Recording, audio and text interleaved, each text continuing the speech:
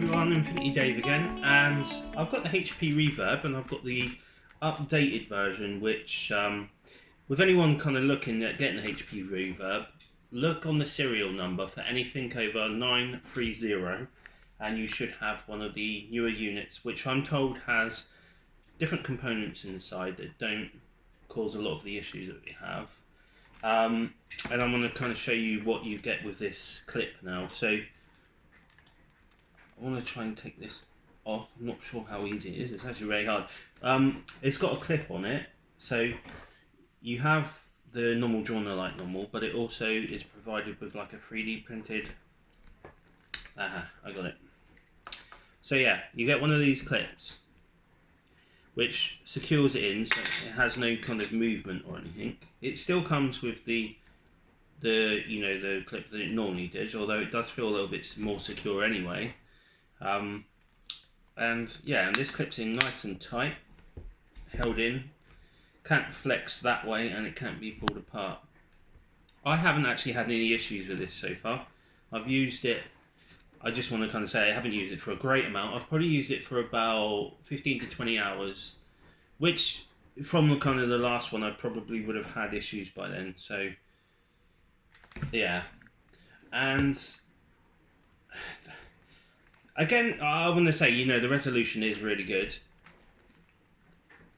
But there is some things, after playing a lot of it, there's some things that doesn't really take my fancy, but I'll get into that a bit.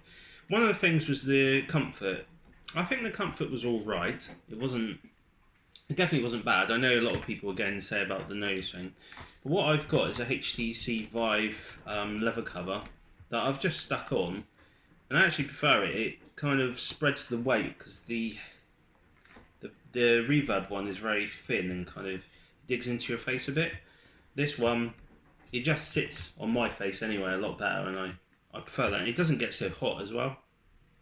The other thing I found with the Reverb was this top strap tends to, I don't know if it's because I got it too tight, but it tends to dig into kind of the top of my head, kind of like wants to pull your hair out, even though I don't have much hair, but I could imagine that I've heard other people saying that as well. So what I've got is, again, the HTC Vive audio kind of strap around here, the leather one. This really transforms the comfort for me.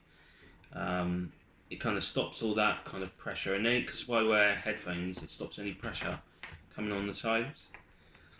So all in all, how I've got it right now, it's quite comfortable. The cable seems to be fixed. I've not had any issues with it.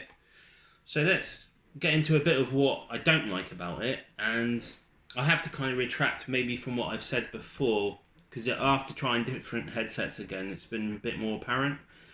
So this is getting down to the sweet spot. Now, what I mean by that is when you get it on your head, you literally have to get it right in the right place of the lens, your eyes, and it is absolutely amazing, crystal clear picture. It's really good actually. Nothing that I've tried compares to it in that sense. But because I do a lot of sim racing, or I mean flight sim's a bit easier because you're not moving your head quite so much. Although people might disagree with that, but I guess the way I play it, I'm moving my head a lot more with sim racing. So yeah, so you've got that kind of really nice sweet spot, but if it moves, it gets blurry quite quick.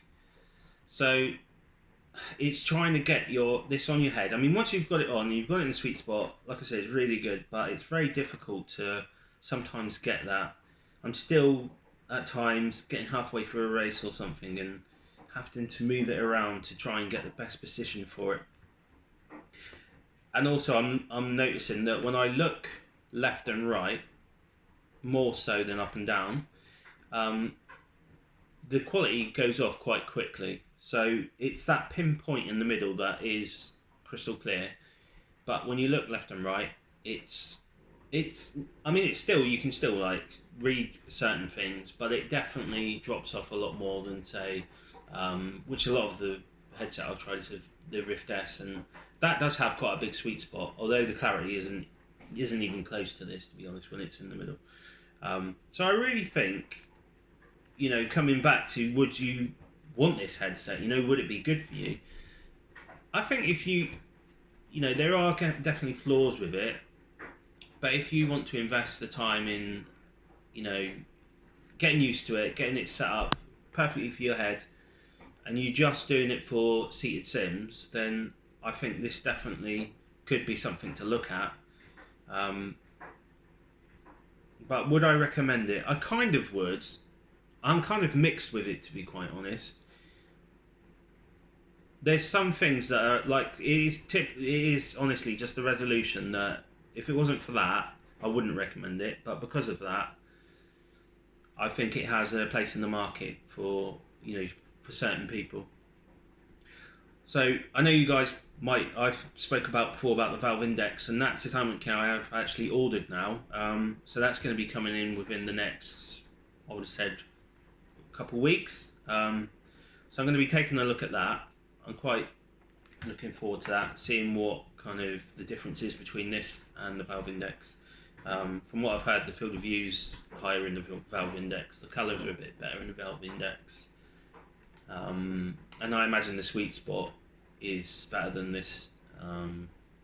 But then, you know, is the clarity going to be as good?